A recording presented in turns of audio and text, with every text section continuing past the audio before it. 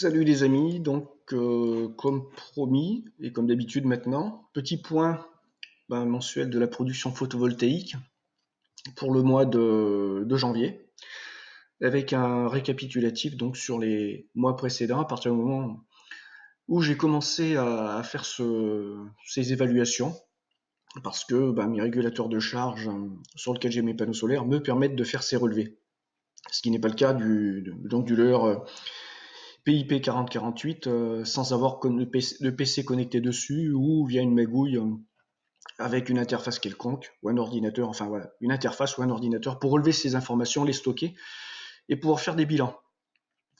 Donc je vous livre déjà le récapitulatif au mois de novembre, donc production totale 122 kWh. Mois de décembre 97 kWh, donc le mois de décembre, ici il a été en Auvergne, il a été totalement bouché, il n'y a pas eu un seul jour avec du soleil, c'était vraiment le plafond très très bas, c'était vraiment en conditions minimalistes.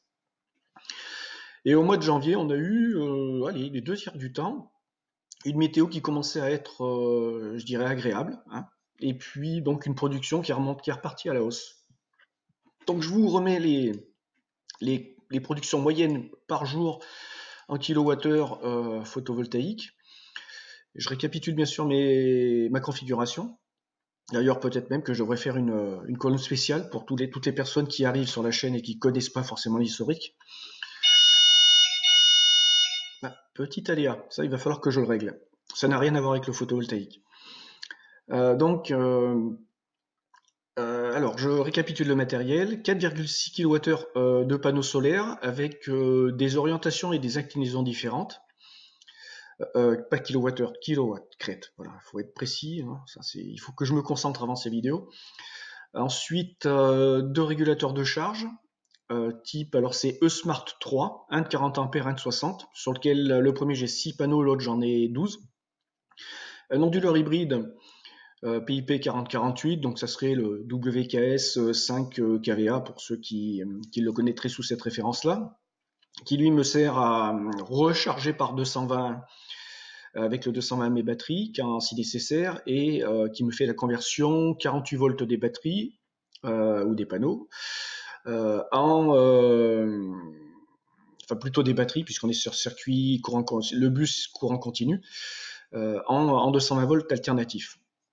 Et ensuite 9,6 kWh crête pas crête, compliqué ce matin, mais je vais laisser toutes les erreurs. Kilowattheure de stockage batterie lithium Pilontech US 2000. Pour information, je ne décharge jamais plus mes batteries, je ne les décharge jamais à plus de 50%.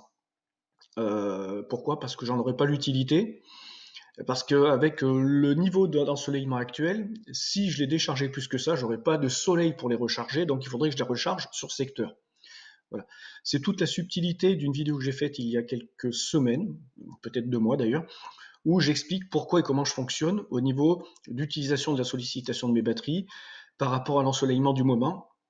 Et avec 2 cas de figure, principalement l'hiver, où là, un déficit d'énergie par le soleil. Et puis, à partir de mars, un potentiel surplus qui va s'accentuer au mois de mai, et où là, en fait, je vais bouffer la quasi ou la totalité de mes kilowattheures produits par le photovoltaïque, parce que il y a la piscine qui va redémarrer.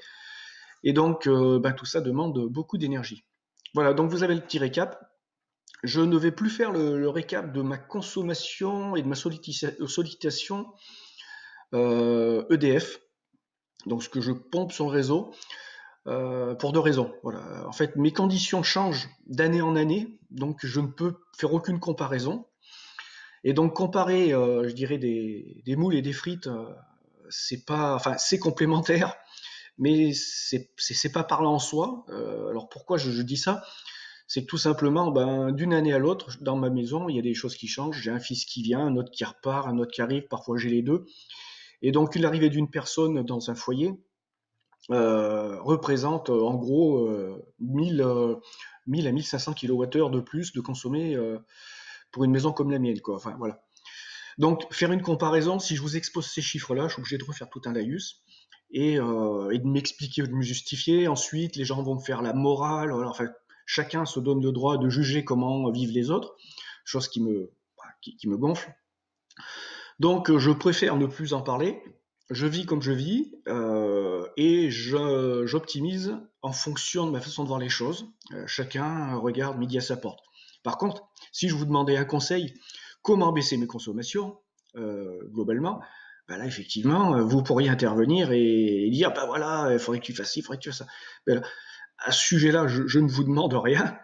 Donc ne venez pas me dire oui, machin, ta conso, tu devrais faire ci, tu vois. Hein, voilà, moi je me soustrais, je ne fais absolument pas ça pour vous, donc respectez cette distance. Donc puis la deuxième raison, enfin la première et la deuxième raison étaient simples pour la même chose en fait. C'était ça, cette distance parce que je voulais pas de commentaires inutiles sur comment je vis. Et puis la deuxième, les chiffres changeant d'une année à l'autre, tout ça veut rien dire. Voilà, les amis, ben vous en savez un peu plus. À très bientôt.